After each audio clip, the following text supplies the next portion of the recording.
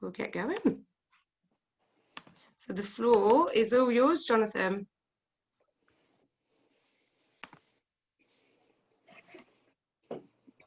Thank you.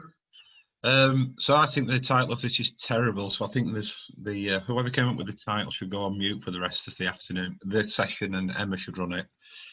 So welcome to the reality check. As Emma said, the reality check is a series of talks and workshops. Hopefully a lot of them will be done with transition partners, but it's part of my organisation, FNS.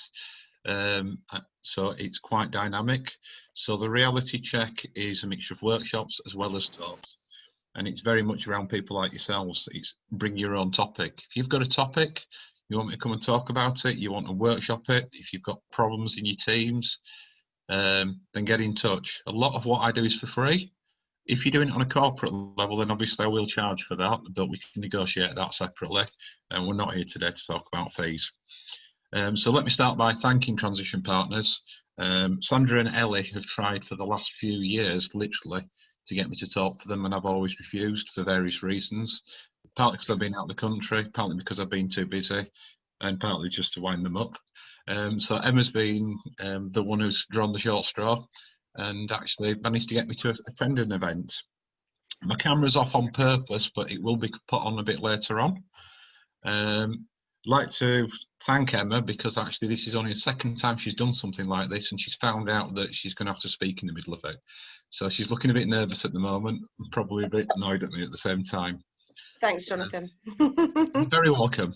So this is the first event that Transition Partners doing during Leeds DigiFest 20. See, I struggle with that. Emma struggles with Leeds Digital Festival. It's a round table, kicked off with this talk, which will be fairly short. The talk will not provide any answers, but it should get you thinking, and it will give you a few examples of things that I've come across. Then we'll move over to the round table. So as I'm talking, if you've got any ideas, post the questions. We've got Emma and Alicia in the room who will be capturing some of those, and we'll bring them in as roundtable topics. So the topic is co-located working from home agile teams, which to me is an oxymoron. Zoom in, zone out, which was the original title and came from the song Zoom in, zone out and cop out, which actually comes from zoom in, zone out and drop out. And I think that's really relevant at the moment, and we'll talk about that a little bit later. And then face mask interactions. I keep wanting to say Facebook interactions, but it's face mask interactions. All the reference material that I'm drawing from is available on this page. So if you want to link to the material, see how I've misinterpreted it, or read the articles, read from the authors, they're all in the top right hand corner under references. If you want to get in touch with me, it's the big box at the top.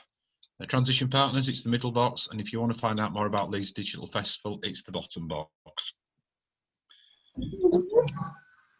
So this is my third appearance at Leeds Digital Festival, but it's actually my first time as main speaker. So once again, I'd like to thank Transition Partners for that. I've worked closely with Emma to make this happen, and I hope that you get something out of it. So Emma, if you want to go over onto the next slide, please. So I have made a habit of not talking to my home audience and people I've worked with. And one thing COVID's done is it's made me break that rule. There are quite a few people in the room that I've worked with and quite a few people in the room that I know. But for those that don't know me, I'm an independent consultant and I've been doing it for over 30 years now. So I'm one of the few contractors that have lasted this long. I started as a developer and I've done every role in development you can think of: testing, project management, program manager, head of department, developer. In fact, on one of the recent sessions I did, we worked out that I've commercially developed in over 27 different languages. I focused on delivery for years, service and operations management, especially with the big corporates, insourcing and outsourcing, procurement, support. I spent a lot of my time in transformation and recovery, and nowadays I coach. I predominantly coach, although I do delivery. The reason coaching's in red is because that's where my passion is. I'm an influencer and an enabler, and I enable through professional coaching and guided facilitation. But one thing I've got to call out, a lot of people talk about agile experts. Transition Partners have billed this as I'm an agile expert. I don't believe in Agile experts. I'm just an ordinary person on a journey, very similar to most of you guys. It's just that I've got different experiences and different knowledge. But collectively, that's where the power of Agile comes from. But just to qualify it, and this is just some of my qualifications around Agile, Emma's going to flick onto the next page, and it's going to be very briefly that we stay on this page. I've qualified with a lot of different bodies, and I'm still studying. I just passed the facilitation course with IC Agile. And the key reason why I continue studying and with different bodies is because they've all got slightly different emphasis. And as a coach, that's important. Donald Rumsfeld said, "We don't know what we don't know." So that's it. Just moving off this page, just to say that I have quite a lot of Agile experience, and I've worked with a lot of clients. So this is just a very quick snapshot of some of my clients. It's about 50% of the clients that I've worked with. Many of them are still talking to me today in an informal capacity, probably because they don't have to pay me if they do that, but nevertheless, they're still talking to me, which says I must be doing something right. One of the things that I've realised on my journey is that it's a very famous quote from John Lennon: "Life is what happens when you're busy making other plans." I planned my direction, I planned my future, project management, program manager, director, and then something happened. Agile happened, and I had my reality check. And my reality check was a realization that a lot of the techniques that I was using and continue to use were based in Agile. I just didn't know it formally.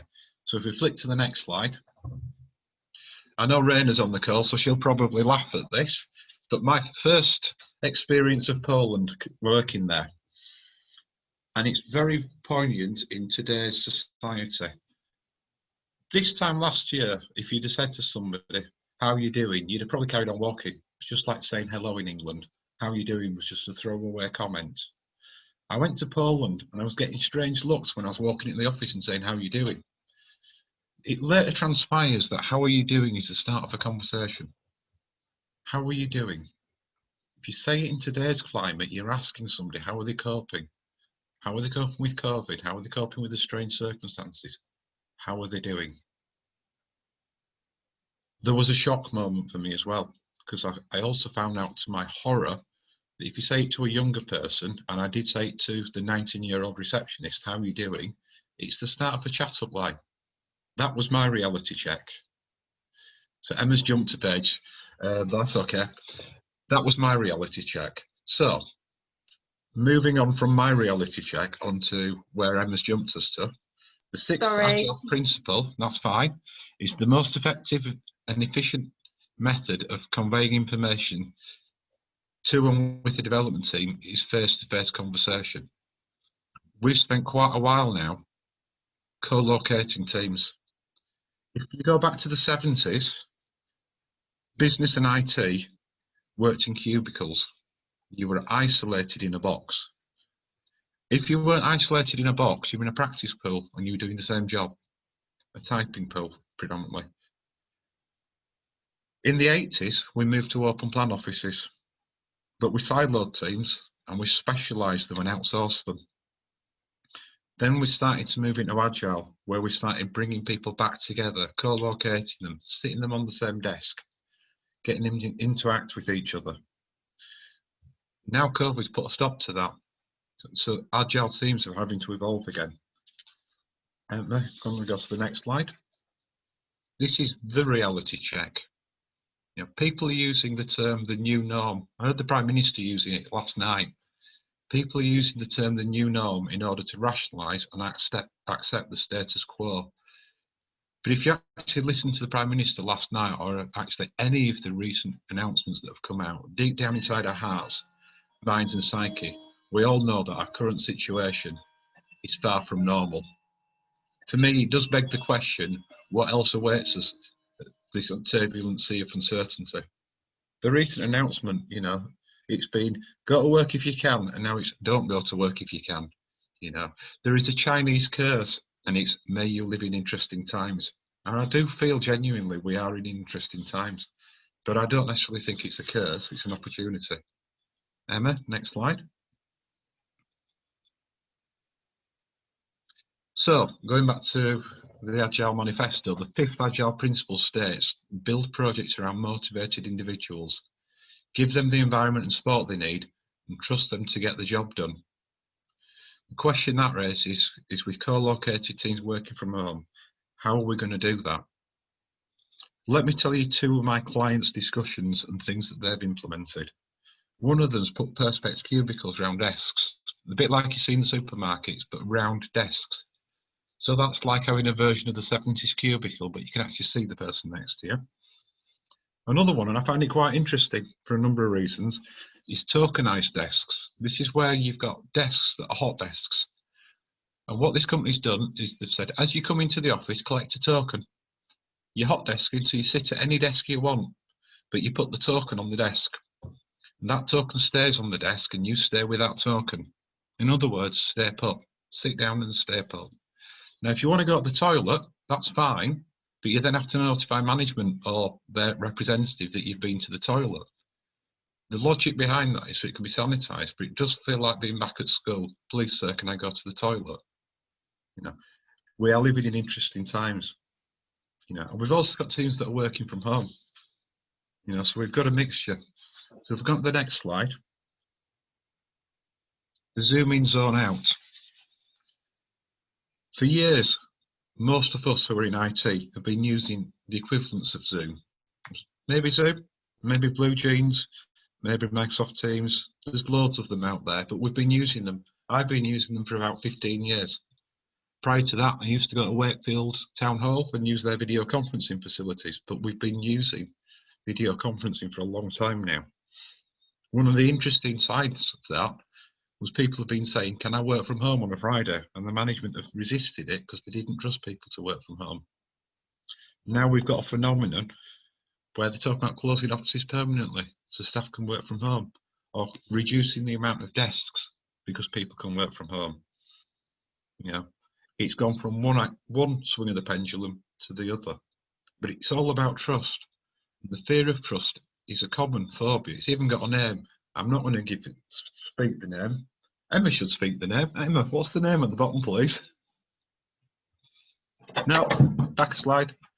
Yeah. Sorry, I can't pronounce that. No, I didn't think you would. But the point is, you know, fear of trust is common, but it's not just about the fear of trust. It's about interaction. You know, so zoom in, zone out. How many times have you been on a conference call or a video conference and you ask somebody a question and the response you get is, sorry, I didn't hear that. I didn't quite catch it. Can you say it again? And you know that they're actually doing something else. They weren't listening. They'd zoned out.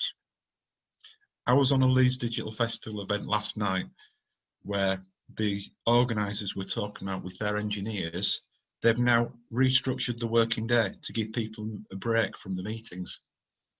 If you've got a team that's having a day just full of meetings, have you got a productive team?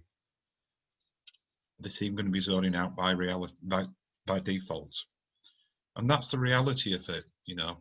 You don't have the same effect when you're zooming in or whatever tools you're using.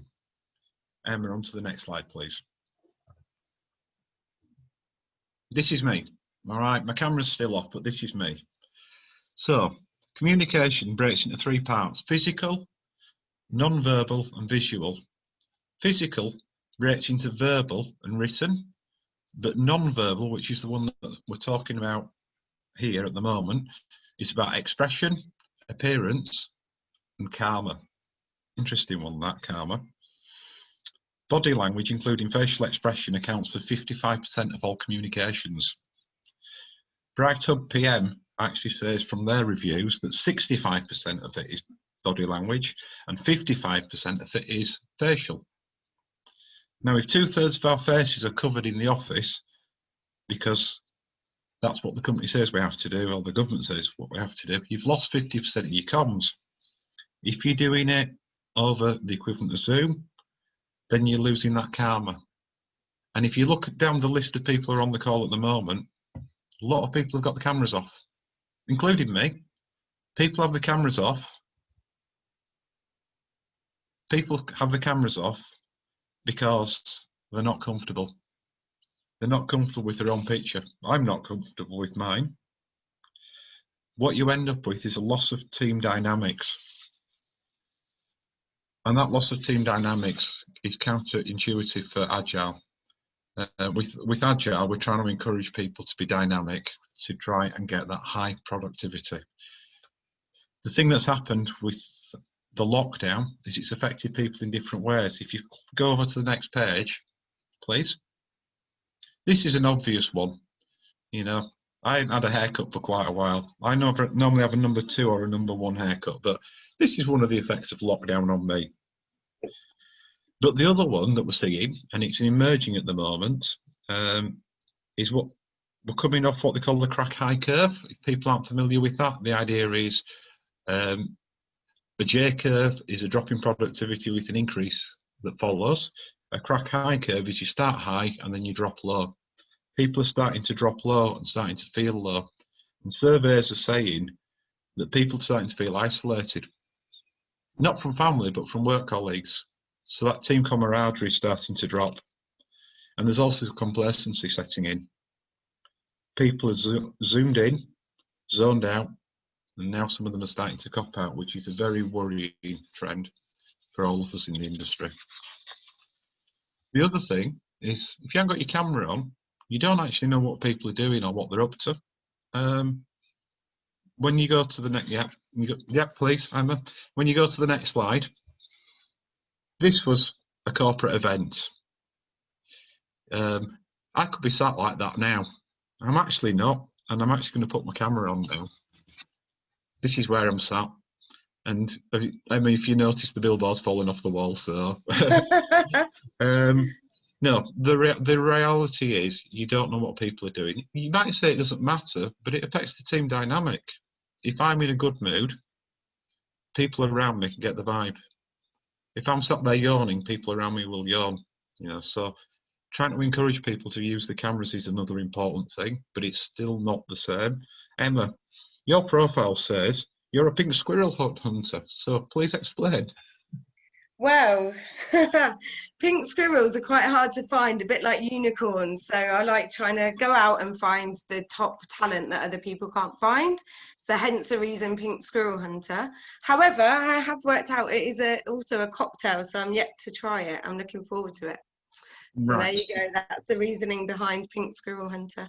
So when lockdown ends, you buy me a pink squirrel. That's very kind of you. Of course. Okay, so the point of this slide is a bit of fun. It's okay. It's a bit of fun, but it's also to point out, you know, it's not about control. It's about understanding, empathy, and it's also about interaction. I know teams that got cameras on all day. Cameras are just not the same. It really isn't. So we face some significant challenges in the Agile community, and management have the same challenges, whether they're Agile or not, and companies are facing it, and individuals are facing it. That's the reality check. That's where we are in society today, in a world of uncertainty. Well, this is the reality check. I've covered 3 topics. The whole point of launching it with transition partners is they're great for hosting stuff. If you've got a topic, maybe this one that you want to expand further, that you want to explore through, I'm sure transition partners will help you with it with me. If you want to contact me directly, I'm independent from transition partners. Some of the things that I do are very private. Everything I do is confidential to the client. I do one-to-one. I do stuff in schools.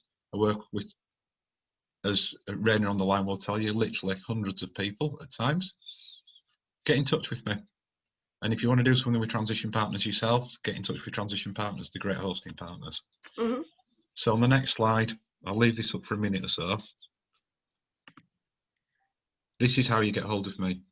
There would have been a big banner of it behind me, but it just fell down. So that's my reality check, stick things up properly. And we can send everything out as well to everyone after the event, which is good. So the front page we'll send out if you want it. It's got all the details. We won't send the rest of the deck out, just the front page, but it's got all the hyperlinks to contact all of us and other festival events. Perfect. Right, if we're going to the next slide. Oh, I thought that was all. Yep. All right. Oh. So this has been co-hosted by myself, FNS Limited, with my contact details, and Emma. I think Emma's done a great job of keeping me in check. What we're going to do now is move to the questions that have been raised. And it's effectively now we move to the round table. And I've gone quickly because if I went slower, there wouldn't be time to have the discussion. You know, normally you introduce a topic and you just open the floor. But because we're on video conference, because it's Digital Festival, and because we've covered a number of topics, we wanted to capture it on Zoom and then give you all the floor. So I'm going to shut up now. Emma's going to lead now with the questions. You can add more questions to it, or you can just start talking by raising your hand or sticking the question in the room. So there is one, I think one question that's come through. I'll start from the top. So, and we'll open the floor. And I think everyone can see this in their chat. So if anyone wants to sort of add anything in there or jump to a question, then please do so. So what is everyone's top tip for collaboration? I don't know if anyone wants to open the floor.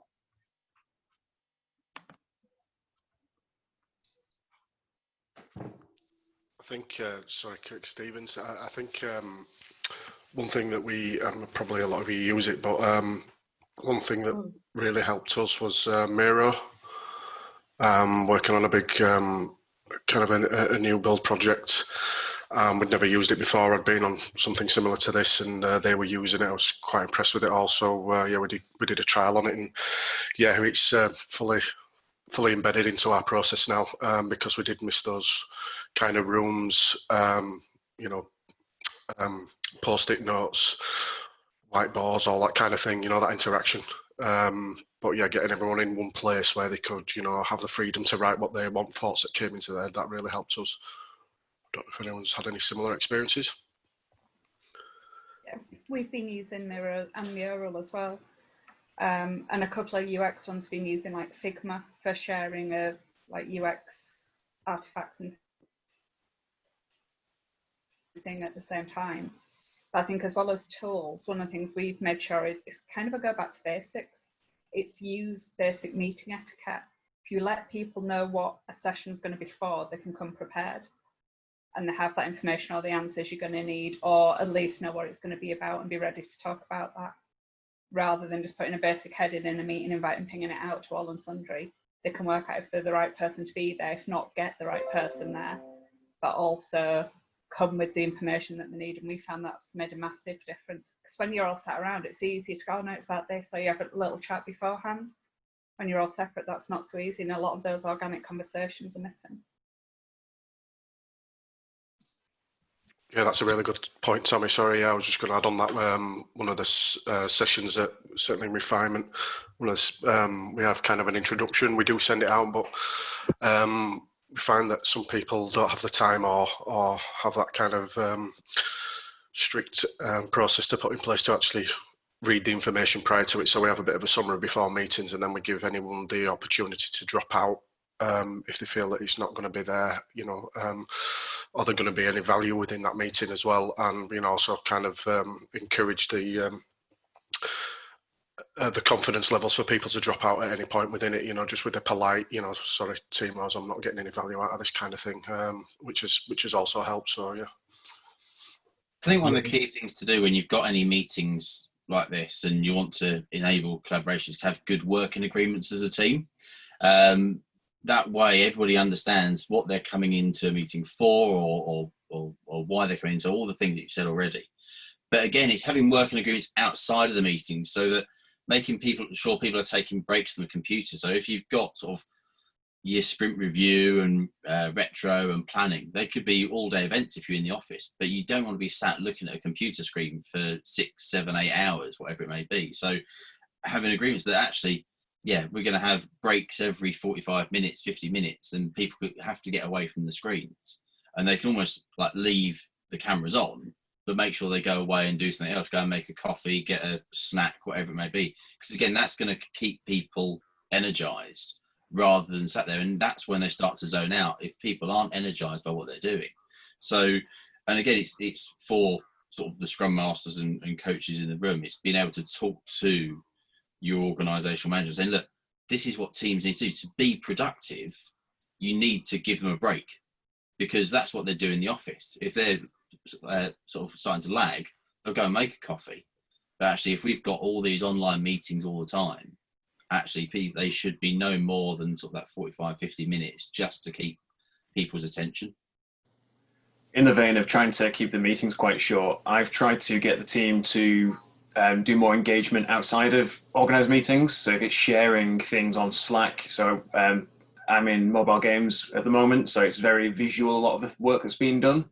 So I get them to create GIFs and share them. I created a channel on Slack just where they can start dropping the GIFs as they do them.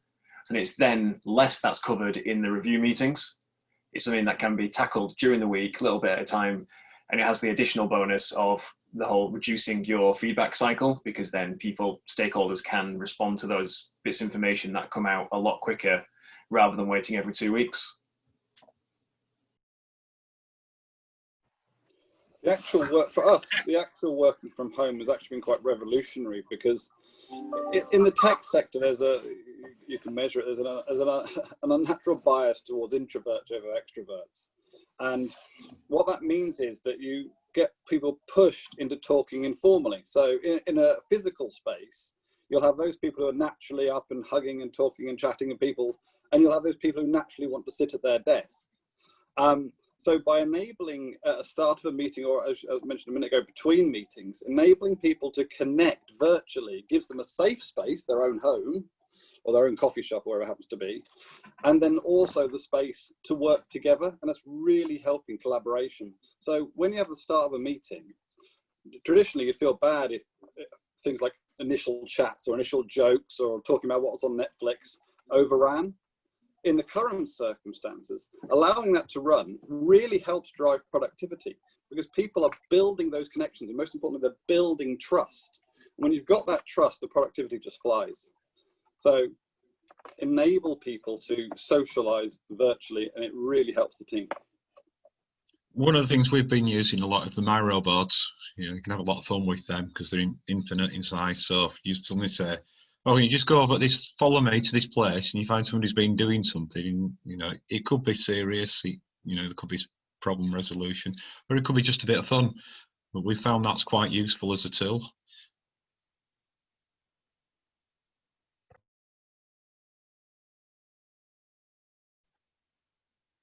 So going back to that, when you said about interacting and through Zoom and getting people to sort of engage and build those relationships, I think with regards to different personalities, I mean, that will work for some, but not others. So, how would you manage that within sort of Agile and Scrum teams? I mean, for me, everyone in a team, being a multidisciplinary team or even a hierarchical team, has a commitment by being a member of that team to look after one another. So if you've got members in your team who don't want to speak and collaborate with people, you've got to look at the core dynamic of your team. If your employment processes, your recruitment processes pull in people who aren't willing to share knowledge and share information, then your team is going to be challenged whether you're in the same room or not. So you've got to look and say, okay, how do we, we can coach these behaviors, you can train to an extent these behaviors, you can support these behaviors, but the idea that is you build that team of sharing, and then the team will look after each other. There are also techniques you can use, liberating structures that are quite useful. But I go back to something that Robin said earlier, working agreements are really useful. Set up a working agreement. It may be that you get a different person to host the stand-up every day. That will get people talking and interacting. There's quite a few people still got the camera off. It may be that they're doing other things, but I don't like my camera being on. I force myself to have my camera on now. There are different levels of shyness. Some people don't like speaking. So using the different techniques that are out there, and most Scrum Masters have got a toolbox and arsenal of ways to get people to talk. It's just that we're having to use it over a virtual medium. The whole cameras off thing has actually highlighted something to me. It's reminded me of something that we all know from physical meetings. The tendency for meeting organisers to invite too many people who don't need to be there. And really, distribution lists and attendee lists for meetings probably need to be shorter, because they're all, you know, the idea of having 20 people in a meeting where only 2 people are there enabled and empowered to make the decision, for example, is just not productive.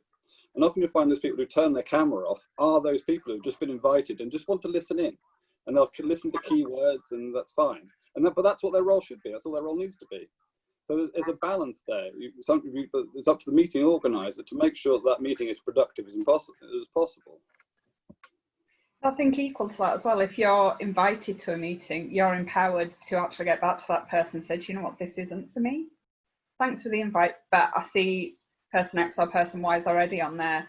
They're going to cover anything I'd need, so thanks, but no thanks. And I don't think enough people do that. They think an invite means I have to go. So whether that speaks to people's dynamics in their teams or individuals, I'm not sure. But it's one thing I always talk to my guys about is an invitation does not mean you have to go. You assess it. If there's no agenda, if there's no detail, if you don't know what it is, ask. Make sure you are adding value, because if you're not adding value, go spend your time somewhere else. One other rule we've rolled out globally is the 5 and 10 minute rule. So it's a challenge because Outlook defaults, especially the 2016 version that we've got, defaults to 30-minute meetings. So you have to manually go in and change it to a 25-minute meeting. Or if it's an hour long, you should change it to a 50-minute meeting. That gives people the coffee time, the prep time. And you should have been doing, again, we should have been doing this normally to give people time to walk between meetings or prepare for meetings properly. But working virtually is enforce that behavior to say, okay, look, if not, you are in back-to-back meetings, 8 till 8 or whatever it happens to be. It's better to have those 5 minutes in between to turn yourself around, to get your head straight, to get a coffee, and then turn up to the meeting prepared. So I definitely recommend cutting 5 minutes of every meeting at least. You'll still deliver, because you're time driven, you'll still deliver the same amount. Yeah, we've just done that, and it's something we practically share. So I don't know which version of Outlook we're on. There is a setting you can set now, so that if you book a 30-minute meeting, it actually schedules 25, and you can specify what those times are. So if you want to make it a 45-minute meeting rather than an hour, you still book in the normal way, but it sends them out. You don't always stick to it. I've got to admit, people are creatures of habit. But it does help, and like you said, it is just things like moving and just getting up and moving off your chair. It makes a difference. But I do agree actually what you said. We should always have done this. How many people have back-to-back meetings in an office and find you 2 floors away for your next one, and you're never going to make it on time, and you're always either leaving early or starting a meeting with ever so sorry I'm late, and that's not right. Yeah, it's something I learned over with Grand Parade, something that I've now starting to do, to knock 5 or 10 minutes off meetings. Strongly recommend it to everyone. Just on the topic of being self-conscious with cameras, somebody put in the notes about there is a setting where you can just turn your cameras on but you can't see yourself, you know. So that makes sense. That was me. I've experimented with that for the first time in this call. I think it's quite useful just to turn your own self-view off and just see what that means for you. I think it's human nature, isn't it, to look at your own camera view and think, "Ooh, how do I look today?" You know, like I've done my hair specially, ready for this call, so I'm quite happy with that. But if you turn your self-view off, you don't worry about that so much. On that subject as well, I've seen it. You know, the subject of people having their cameras on or not. Given we're all working from home and now our companies don't effectively pay for our office space at home, it's kind of the right to privacy, which people sometimes say is the reason they've not got their cameras on. And I think I can see at least 2 people here. So Robin and Andrew have got the digital backgrounds on. I think that's a good tip as well, to encourage people to be able to, you know, not use that privacy card quite so much. No, I actually am in San Francisco. I've asked a question about Silicon Valley. Okay, my bad. I've just not seen any of that missed move. You're assuming Robin's not down at the beach enjoying a cocktail under his palm tree. I was almost fooled by This is the only holiday I'm going to get this year. It makes me too sad to think of how many are cancelled. So I had an interesting one coming back. So my parents were stranded in Spain. When lockdown was lifted, we shot over there because my mother's not been well with a load of medication. And we went through passport control with face masks on. They didn't ask us to remove the face masks. But it does make me wonder, You know, what's coming next when they do start going back to saying properly you can work from the office if you want to. I know people who are desperate to go back to the office and the morale's dropping now because they're not with their friends. I also know people who say, I never want to do that hour's commute to get to work ever again. There's a unwritten rule that's saying that the employee is benefiting by not having to commute, saving petrol, bus fares, whatever it happens to be. And it's interesting what Andy said about not, you know, making your own office. Actually, there's a legal requirement around that. There's a £30 allowance that you can claim. Just Google Martin Lewis, you'll find it. It comes up quite easily. And that can either be paid as a benefit, some companies do that, or as a sort of a tax relief type thing. So Google that. You do get some allowance for having your own office, you know, heating, electric, etc. So Andrew, even if there is an allowance, not everyone necessarily has the space or wants to have that in their own home. True, absolutely. No. I mean, in my company, Mastech, our CEO from day one has been very clear that to be appreciative and respectful, that we are being invited to work. You know, we're inviting the company into our homes, and that's actually really helped because we've enabled so many more relationships to be built by seeing each other's kids, seeing each other's dogs. You know, we just accept that there'll be, I mean, my son was playing in the same room as I was working for 3 months, and now all my teams know who he is, they love him, and they know a bit more about me. So that works really well. So, but yes, the space is often an issue. I think what would be interesting, the conversation I had with a few people is, so the idea of returning to the office, the main thing that concerns me is public transport. And thinking about that, I've done a bit of blue sky thinking, I think, wouldn't it be fantastic if in sort of commuter towns, so I live sort of 20 minutes outside of Leeds, wouldn't it be fantastic if we could actually form development teams that are in walking or cycling distance to people's homes and actually try and connect those to companies? So I'm not seeing it done, but, you know, you see companies with office space, you know, WeWork and the like, and Regis, with companies with office availability in city centres. But it'd be really interesting to see if we could do that in more suburban areas and actually form squads, teams, whatever you want to call it, that are attached to companies which produce for them. So you can still, you know, minimise your, I guess, transmission risk by avoiding public transport, do your bit for the environment, be closer to home, and still get that interaction and work with people. I don't know how it make it happen, but I can only dream. It's an interesting one. There's a question in the room about building good relationships, and I guess what we're talking about here is people who already have relationships. What about new teams coming together, where you're actually starting from scratch, or startup companies, or interview processes? You know, how is that? How do people perceive that working in this distributed environment? So I've actually recently joined a startup during the whole lockdown. So I've not actually met anyone who I'm working with. Everything has been virtual. So it has been difficult, but setting up things like, I've got a reminder in my calendar that I don't always respond to, but it's just ask everyone if they want to have a coffee, and then we'll jump onto a Zoom call or something and just sit there, have a chat, talk about things that are specifically not work related. And that's really helped just to get to know a few people. Occasionally we'll do games after work. So just for half an hour after work, we'll play some games online, something that we can all just get a little bit involved in. And that's been a big difference.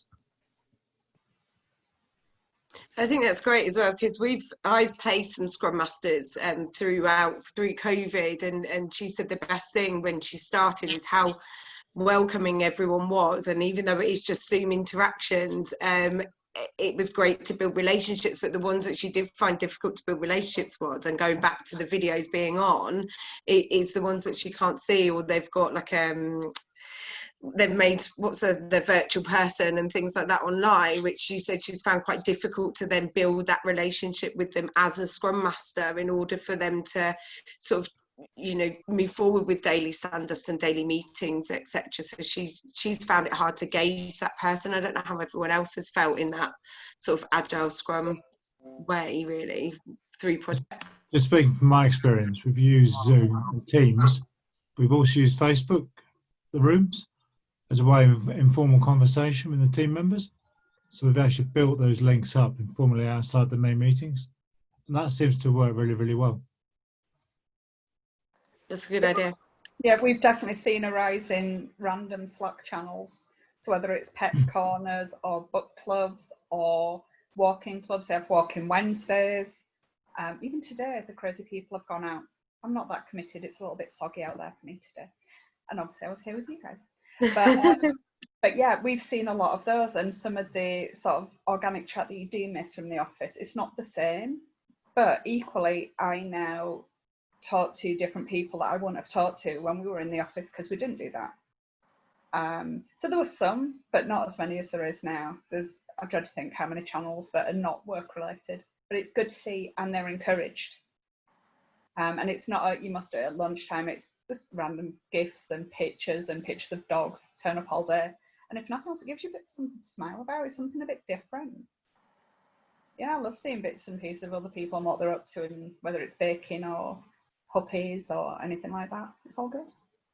For a couple of meetings we've had on Zoom, we've actually added time on the end.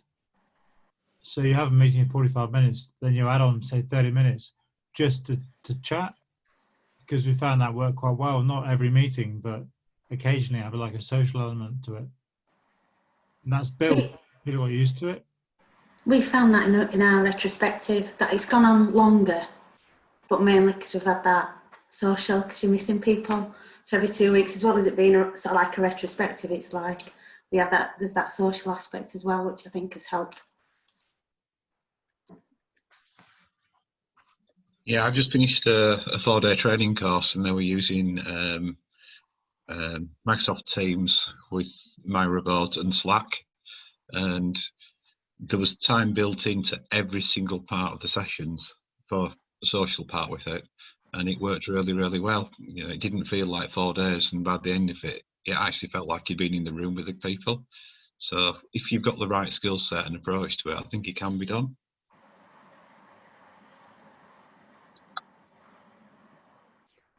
Definitely. I've reached out to people on my team, and I'm not stalking these people, but it's a bit like I've got to know I've got people in my team that live near me, so it's like, actually, should we just meet for a coffee down the road and had a chat that way, which has been good, because it's like it's a real person, not just someone on a screen. So that's been good. And it looks like the majority of you are working from home at the moment. Is that right? Yeah. So it's, I mean, I've been we're in the office as well, social distancing and making sure that, you know, we're making sure that everyone's safe. But do you know what? I don't miss sitting at my kitchen table and trying to work and, you know, trying to go out for a walk and can't be bothered to move and just roll myself over to the kitchen cupboard to get some food as well. So it's been great actually getting back and having that interaction. And I think that everybody will need that and does need that. So I'm not quite sure how much, you know, everyone's going to be ending up working from home and whether or not that is going to be right for them if the businesses change it to be that way. I think mentally as well, we just need to make sure that we look after each other within our teams and within our businesses. But yeah, touching on what Andy said earlier, I've talked to a lot of my guys and we had just started going back into the office up to a maximum of 40%, and not many of us are taking it up yet. And exactly for the reason Andy mentioned, it's not the office we're worried about. We all want to get back where we want to see people. It's how people get there.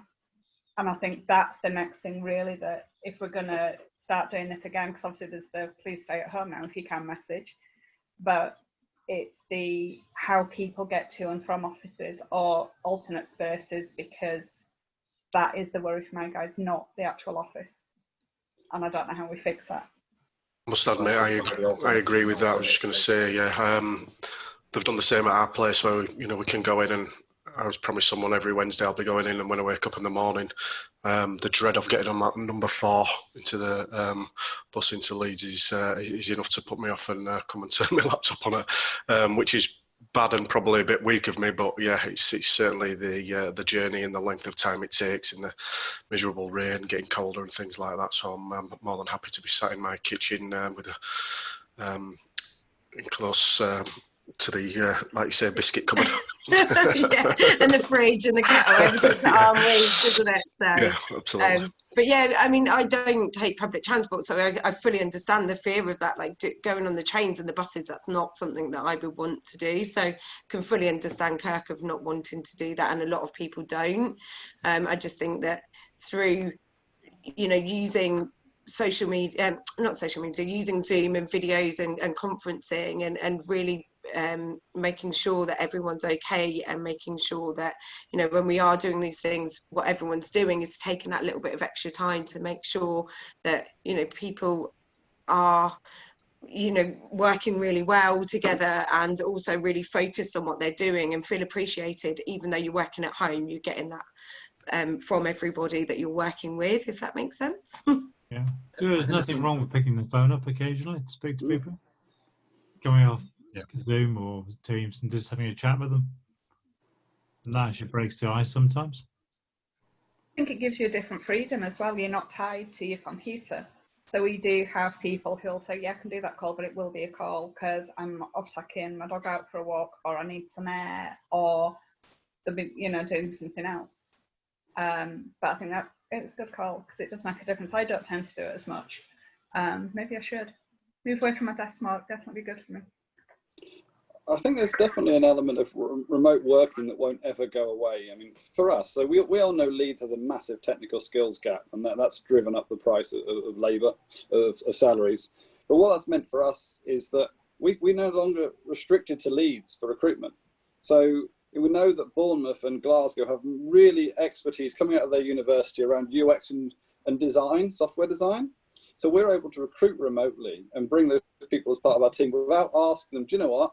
Could you move up 200 miles up to Leeds for us? I know it's going to cost you a new house and the rent, but there's no point. They can stay in Bournemouth. They can stay in Glasgow and still be part of our team as much as someone can in Mumbai or in Reading or in London or in Bristol.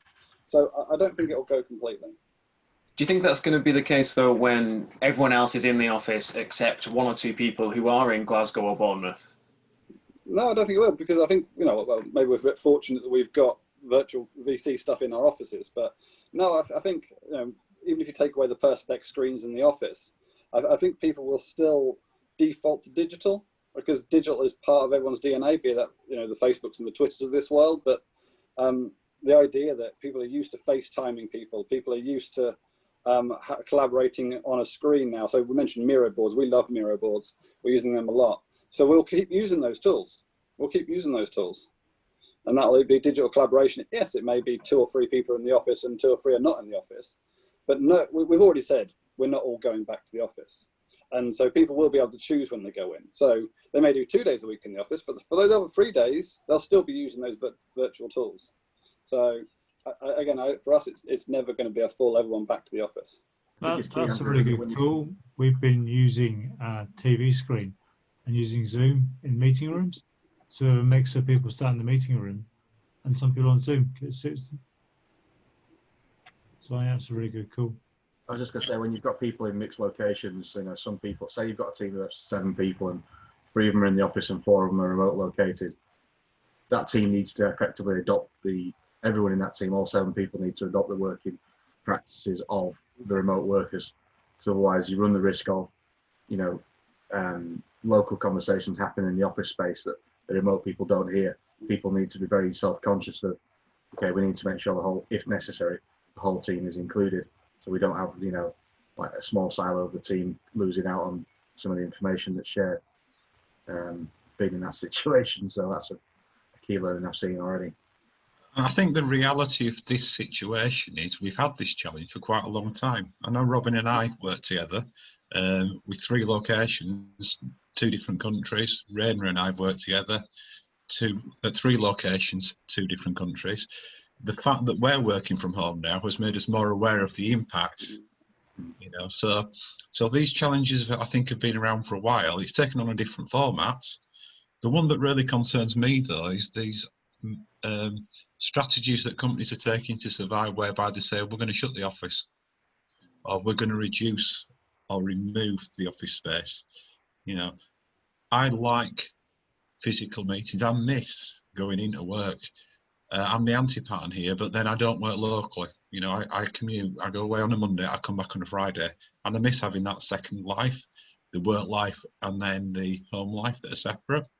But conversely, I'm aware of people who do work locally, who when they go home are still working. Somebody mentioned about the phone.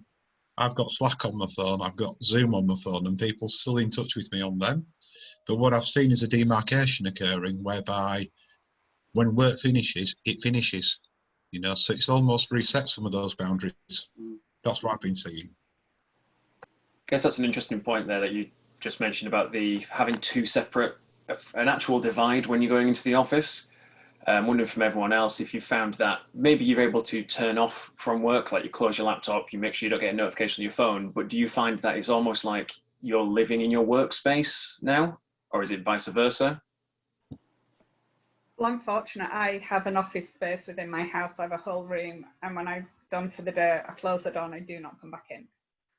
But where it is trickier is, like I said, we have a lot of people who work down south as well, and they're in sort of flats or apartments, and they don't have that luxury. So it's trying to replicate that, and it's whether it's, you know, it's make sure you put your laptop away, but then also do something that would mirror your commute. So obviously, you know, you're not walking home, you're not getting on the tube, but maybe every day make sure you read a book or you pick something, go for a walk, have a cycle, do whatever, and that is then your commute and the way that your brain switches off, because it's not that easy. And I think I realised that, I mean, I might not always love driving down the M62, which is more often a car park than a motorway, but it does help you separate, right, I finished work, this is me travelling home, and when I'm home, it's not quite the Monday to Friday split, but at least it is that this is my home life now. So it's fine that work. I can see, I can empathise with that. I've set myself up a nice desk at home, and my son will come home from school, or before he was back at school, he'd spot the end of my working day and go, "Oh, do you want a game on the Xbox now?" And I'd say, "Actually, no, I just want to get away from this desk," because that's where we would play it. I just say, I can't, because I've been here all day, and I feel like I'll just spend every single one of my waking hours at this desk. So it drives me a bit mad. I think that's something I miss about the office, is just being able to get up and just go and bounce around and see different people and talk to different people. Just being sort of physically attached to a desk, trying to do it on Zoom calls. We're making the most of it, is what we're doing. It's a bit unnatural for me. And I think now with this new second, whether it's second wave or whatever now, I am more conscious that I need to reconnect with my team and my guys to, again, make sure that everyone's all right. Has something changed? Because I think we were gearing up for going back in, and suddenly now we're not, and we've been home for 6 months. That's a long time. So it's how do we do that now, and how do we reinvigorate people to say, look, yeah, we don't have an end date for this. How do we make sure people are all right and not burning out? Yeah, this is the dip that we were talking about, I was talking about earlier, that we're starting to see. Just going back to the topic, I just want to challenge it and give it a different slant. So for me, I've been pretty much self-isolating, but I've got two phones. One's my personal phone, one's the one I use for work. And work doesn't end, you know, it's been continuous. But what has happened is people stop calling me after 6, or slacking me after 6, or messaging me after 6. And where they do, they start by apologising. I'm really sorry for disturbing you. So I think people are making a natural demarcation for themselves. 6 o'clock is cut-off time if you're working in the UK. And I'm not getting the work type calls that I used to get before. I think a lot of people have found that work-life balance, haven't they, as well now? And a lot of people you need that cut-off time, and you need to close down that laptop when you're at home, and you need that separation from it. And people have had to do that and be forced to do it. Otherwise, you can sit at that computer until 7, 8, 9, 10 at night, and you're still, you know, you wake up again and you're back on at 6 o'clock in the morning. You need that cut-off time, and I think a lot of people are doing that now, which is great, and I think it needed to be done for a lot of people. Don't know if everyone else feels the same within their businesses. I think that can drive from. Oh, sorry. I was just going to say, just an extension to that. We've been quite agile in terms of our working days as well. I know a lot of companies have done that, you know, with core hours and things like that. But having 2 children, and some now back to school. as Andy mentioned, comes in at 3 o'clock and he's down to tell me about his day. So, you know, as a father, you know, interested, wanting, you know, so, you know, 15 minutes break there just to, you know, show interest in his day and things like that. So it's got that flexibility, which I think is a real positive. And, you know, we're obviously open to that for everyone within our business to do that. But, you know, touching on something Tammy said in terms of that, you know, breaking end to the day, so to speak, or the beginning of the day, and missing that kind of walk in the rain to the bus stop or whatever it was, or sitting on the bus. It was my own time. It was my own time to mull on my thoughts and things like that. And I felt like I was kind of losing that a bit, or a lot really, because there wasn't that thing. So yeah, early days I spoke to someone who gave me that advice and said, you know, make sure you go for a walk or things. I think that's really, and I've passed that on to our team as well. Do a stand-up once or twice a week. Do a stand-up outside. Done that. Yeah. That's a good idea. Yeah. Go somewhere interesting in your local town or vicinity and dine from there. If you've got enough data, that is. Yeah, brilliant. Yeah, good show. Thank you. I just wanted to say, just to jump in, sorry, we've at 1:30, so I appreciate that everyone, it is lunchtime, and if people need to drop off, that's fine.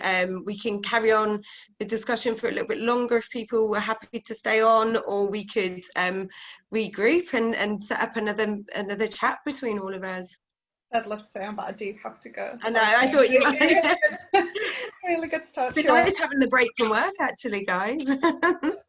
Good conversation. Yeah, and like Emma said, we can continue if people want to continue now, or we can set something else up. I'd be interested in another event. Yeah, definitely. Perfect. I would. Yeah, it's been great as that. Thank you, everyone. If sort of Greg, Kirk, Robin, or anyone that's been on, if you think of any topics, anything that you think is relevant within sort of what's happening in your workplace at the moment, that you really like to have a good chat with other people in different organisations, then just let us know. I'm going to email everyone after this as well, so that feedback would really help me and Jonathan to set up the next event. And also time, what time's best for everyone? Would you prefer after work? Are you enjoying lunchtime? That sort of information will really help us for the next one. Yeah, I'll have a think about that and pass that on. Yeah, that's it. Perfect. Has anyone else got any more sort of questions you want to run through, or at all? I just had. I'm gonna go. Thanks, guys. I just had one more point I want to make, which is, you know, hopefully the lockdown has made a lot of people realise their situation and is driving the right questions. So in the UK, we already have the worst productivity of a developed nation. You know, we're miles behind Japan, Germany, and America. But if it causes people to start questioning, why am I checking my emails at 6 o'clock in the morning and at 6 o'clock at night, and then feeding that back to their boss, or their boss is seeing it where they wouldn't have seen it before because they're in a different part of the office, that's a really good behaviour. To start questioning that, to go, why am I getting the support I need? Is my team big enough? Is the budget appropriate? Start asking those questions, and it makes these things, without this opportunity of us all being at home and trying to juggle kids and commutes and all those other things, we wouldn't have asked those questions. So take advantage of it and go, boss, do you realise that I'm doing 12-hour days now?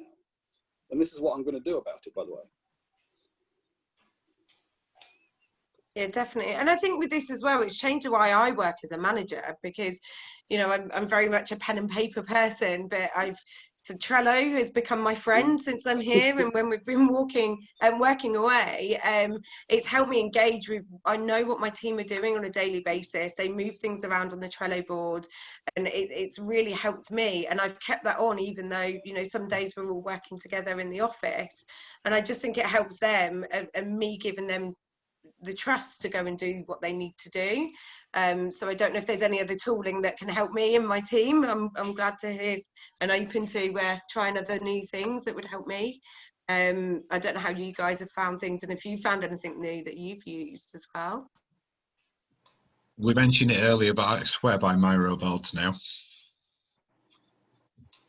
Yeah, ditto. I don't know what that is. You have to tell me, Jonathan. I'll have a look into it. Just imagine a giant whiteboard that's infinite in size, that everybody can work on, that you can actually take the pen and bring everybody to you, or you can keep working independently, or you can run a training session and you can have it all laid out and just jump to the relevant parts. You can have Kanban boards up there, so you can virtually move the tickets about. It's just a giant whiteboard.